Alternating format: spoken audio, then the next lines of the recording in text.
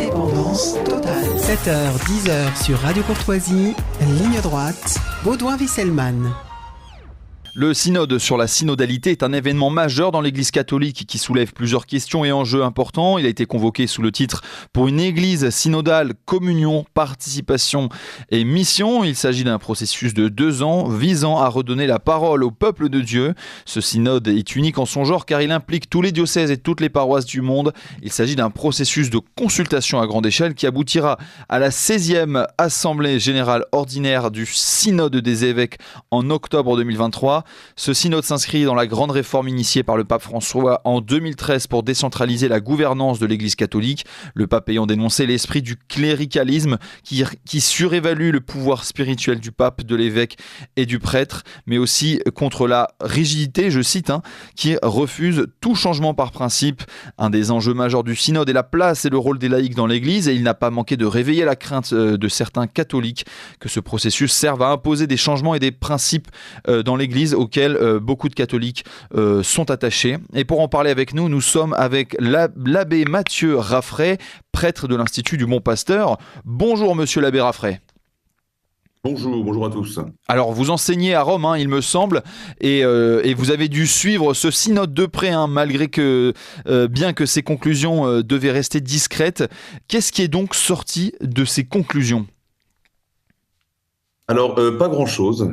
Disons que l'Église a dit un peu comme d'habitude, il est urgent de ne rien faire. Donc j'avoue que je suis même peut-être un peu déçu du document qui a été publié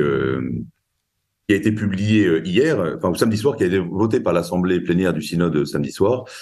En fait, qui dit il est urgent de réfléchir et de penser. Voilà. Donc il y a vraiment pas grand-chose de nouveau. Il y a une grande prudence finalement. On pouvait craindre que cette assemblée synodale soit très progressiste, mais finalement les membres du synode ont été beaucoup plus prudents que ce à quoi on pouvait s'attendre. Donc sur les thèmes controversés, on en parlera. Mais voilà, comme en fait ce synode a la particularité, c'est important de le rappeler, de se dérouler en 2 étapes. Donc il y a déjà une deuxième étape qui est prévue en octobre, pendant 3 ou 4 semaines en octobre 2024. Et donc voilà, le texte final du synode dit qu'il faut réfléchir à ces thèmes et puis qu'on les abordera avec prudence, considération des personnes, de la tradition de l'Église, etc. L'année prochaine.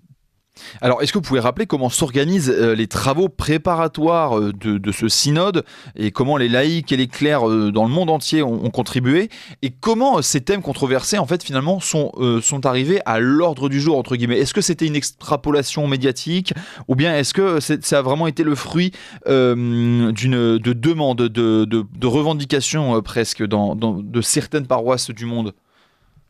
Oui. Alors, pour faire un tout petit peu d'historique, le synode des évêques a été institué par le pape Paul VI à la suite du Concile Vatican II, et il consistait à réunir chaque année sur un thème différent des évêques du monde entier, un peu spécialisés ou concernés principalement par un problème. Donc, il y a eu un synode sur la jeunesse, un synode sur l'Amazonie, un synode sur la famille, un synode sur les vocations, enfin, beaucoup de thèmes qui concernent la vie de l'Église. Mais ce synode avait la particularité d'être une réunion des évêques.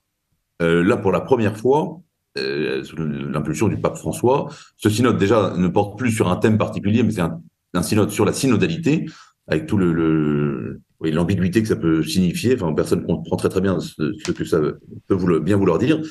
Mais pour la première fois, en fait, ce synode a eu des étapes préparatoires, donc une consultation à l'échelle planétaire, si on veut, pour mettre en œuvre cette espèce de dimension synodale qui signifierait que chacun peut donner son avis sur l'Église. Ce qui est une grande nouveauté, puisque dans l'Église catholique, depuis le Christ et les apôtres, le Christ ne demande jamais leur avis aux apôtres, et encore moins aux fidèles. La vision traditionnelle de l'Église, c'est que les fidèles, les chrétiens, reçoivent l'enseignement du Christ à travers les pasteurs, à travers le pape et les évêques, et le rôle du pape et des évêques est de rester fidèles le plus possible totalement à ce que le Christ a enseigné, aussi bien dans les choses obligatoires que dans les choses secondaires qui sont objets de liberté, évidemment. Et donc, pour répondre à votre question, Il y a eu plusieurs étapes de ce processus dans les années passées. Donc d'abord, les paroisses ont été consultées, donc chacun pouvait donner son avis. Il y a eu ensuite des synthèses diocésaines, puis des synthèses nationales, et même des synthèses au niveau continental, qui ont été rédigées. Alors comme toutes ces assemblées démocratiques, vous savez comment ça fonctionne. Très souvent, en fait, on consulte le peuple. Pour ceux qui organisent les consultations, c'est plutôt pour pouvoir imposer leurs idées ou utiliser ces consultations pour faire passer des idées.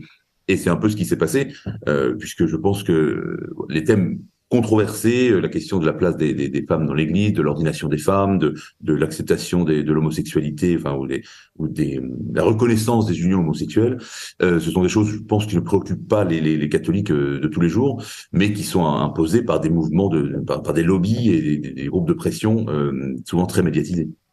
Alors, et l'Église fait aussi l'objet de groupes de pression. Alors, on imagine dans les deux sens entre guillemets, mais ce sont des groupes qui militent pour des réformes en interne de l'Église et sur des sujets très très brûlants. Qu'est-ce que représentent ces groupes de pression ?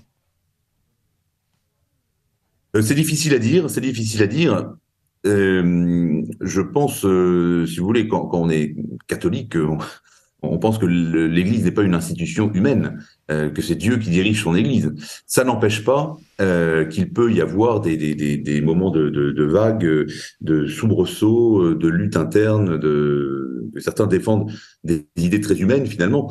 C'est ça qui est apparu au terme de cette étape du synode. Et d'ailleurs, ça c'est écrit explicitement dans le document final publié samedi, à savoir que certains craignent que l'Église, sur ces thèmes de moralité, etc., s'adapte à l'esprit du monde, cherche à s'adapter à l'esprit du monde. Et explicitement, c'est dit que ce n'est pas du tout le but de l'Église de s'adapter au monde, mais le but de l'Église, c'est de réformer le monde. L'Église ne peut pas varier, ne peut pas changer sur un certain nombre de points. Alors évidemment, l'Église doit sans cesse être réformée, selon l'adage des pères de l'Église. Il ne s'agit pas de rester de façon fixiste, de rester bloqué dans un passé un peu illusoire.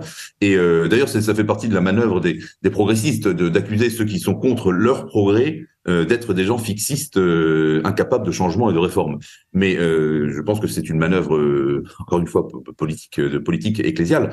La véritable réforme dans l'Église consiste à se rapprocher du cœur de l'Église, c'est-à-dire de l'enseignement du Christ.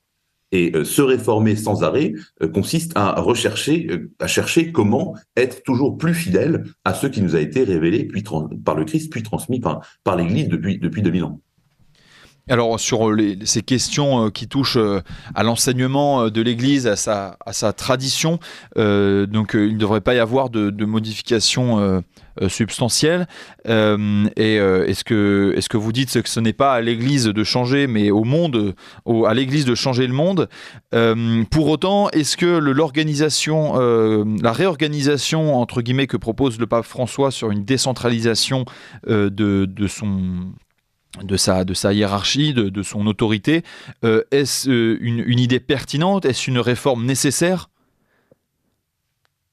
Alors là encore, c'est très ambigu, c'est très difficile de répondre parce que elle consiste en quoi cette réforme? Il faudrait d'abord la proposer de façon claire parce que de façon tout à fait paradoxale, le pape François est celui qui parle de synodalité, d'ouverture, de décentralisation, mais il n'y a jamais eu dans les derniers siècles un pape aussi autoritaire que lui. Donc sur quelle question? Sur de très nombreuses questions, sur la gestion des évêques, par exemple.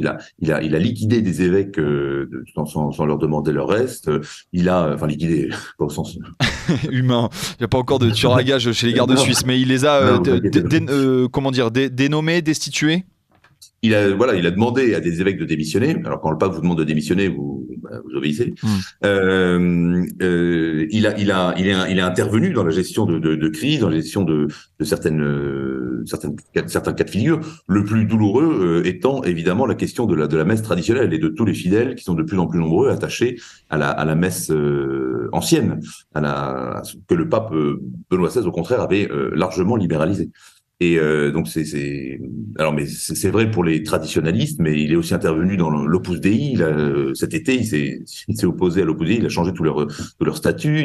Il a complètement transformé l'ordre de Malte avec si vous avez suivi l'actualité de l'Église, ben voilà, il a demandé au grand maître de démissionner. Pendant tout son pontificat a consisté à modifier des choses, à intervenir dans le gouvernement d'un certain nombre d'institutions. Voilà. Et puis ensuite, avec une espèce de, comment dire, une grande liberté, une très très grande liberté dans le choix des décisions, parfois au-delà du droit ou sans véritable justification dans le droit. Donc, pour revenir à votre question, qu'est-ce que signifie cette décentralisation? Oui, moi je pense que c'est une très bonne chose parce que le Christ a institué l'Église en la fondant sur les évêques, qui sont les successeurs des apôtres, qui ont une responsabilité de la défense de la foi, de la préservation de la foi. C'est très moderne comme vision et très nouveau que le pape donne son avis sur tout, continuellement, dès qu'on lui pose des questions, disons qu'il fasse de la pastorale en plus. C'est voulu le pape de la pastorale en donnant des leçons de pastorale à tout le monde, mais ça fait plus de dégâts qu'autre chose. Ce n'est pas le rôle du pape d'aller accueillir, enfin là, évidemment dans son domaine proche de chez lui, d'être un modèle d'accueil pastoral, etc. C'est très bien, mais c'est pas au pape d'aller se mêler du gouvernement des diocèses et des institutions. Au sein de l'Église et ce synode a été ressenti comme un débat sur ces questions. Au sein de l'Église, on assisterait à deux courants, un courant dit progressiste et un autre conservateur, même si ce sont des mots qui ne représentent pas forcément la réalité en interne. Est-ce que l'Église peut se diriger à l'avenir vers de profondes fractures? Est-ce qu'elles sont réelles? Est-ce qu'on peut se diriger vers même un schisme entre une Église qui veut suivre le monde et donc qui pourrait aller très loin dans cette idée de réforme, dans cette idée de progrès au sens très moderne du terme, et des chrétiens qui veulent peut-être conserver davantage l'héritage de cette Église? Oui, bien sûr. Le meilleur exemple dans les mois passés, dans les années passées, est l'exemple de l'Église allemande. Les évêques allemands et les cardinaux allemands ont organisé cette espèce de discussion synodale à leur niveau en disant que l'Église devait changer. Et ils ont fait un certain nombre de textes, ils ont écrit un certain nombre de textes. Alors, quelle est l'autorité de ces textes? Elle est absolument nulle, hein, elle n'a aucune valeur. Mais ce sont des textes qui disent clairement, si le Vatican ne change pas, n'accepte pas les unions homosexuelles, n'accepte pas que les prêtres bénissent les unions homosexuelles, le Vatican n'autorise pas l'ordination des femmes, au moins au diaconat, etc., eh bien, on se dispensera de l'autorisation du Vatican et on fera notre Église parallèle. Donc, il existe un risque de schisme du côté des progressistes, parce qu'ils ont une vision de l'Église qui n'est pas du tout surnaturelle. Une vision très protestante de l'Église, dans laquelle ce seraient les hommes qui décideraient ce qui est bien et ce qui est mal, et qui imposeraient la morale et les règles de l'Église. Ce qui n'est pas du tout la doctrine traditionnelle de l'Église. Donc oui, effectivement, il existe un risque de rupture, de schisme, de la part d'une frange progressiste, très progressiste dans l'Église. Alors les conclusions du synode sont émises à titre consultatif, elles ne déboucheront pas sur des décisions. Qu'en est-il de la place des femmes et notamment du diaconat féminin, très rapidement, monsieur l'abbé Raffray? Oui, alors comme vous venez de le dire, les conclusions du synode n'ont aucune valeur magistérielle, c'est simplement une consultation pour le pape, et si le pape produit un texte à l'issue du synode, eh bien c'est ce texte qui aura une valeur selon la valeur qu'il voudra lui-même donner au texte. Donc, quant à la question des femmes, c'est encore plus étonnant puisque il y avait ce synode là qui s'est achevé ce samedi soir, et après 4 semaines de délibération et de travaux, et jeudi ou vendredi, le pape a fait une déclaration dans un journal, comme il fait habituellement, un journal espagnol, je crois, en disant il est impossible que les femmes accèdent à l'ordination sacerdotale, et même au diaconat, ça semble impossible. Donc, le pape organise une réunion, soi-disant, pour discuter de ces sujets, et 2 jours avant la clôture de la réunion, avant que le texte ait été écrit, eh bien, tranche la question, au moins rappelle l'enseignement constant de l'Église. Et pour expliquer pourquoi... Merci, monsieur l'abbé Raffray. Concluez très rapidement, excusez-nous. Non, simplement sur la question du sacerdoce, je dis que ce n'est pas simplement une question de tradition et de conservateurs contre progressistes. Une question que le prêtre a institué, le Christ a institué des prêtres qui étaient tous des hommes, et que l'Église ne peut pas changer cette décision. Ça avait déjà été tranché par le pape Jean-Paul II et puis par tous les papes du passé. Ouais, c'est évidemment une question extrêmement complexe, même s'il existe déjà des religieuses dans l'Église.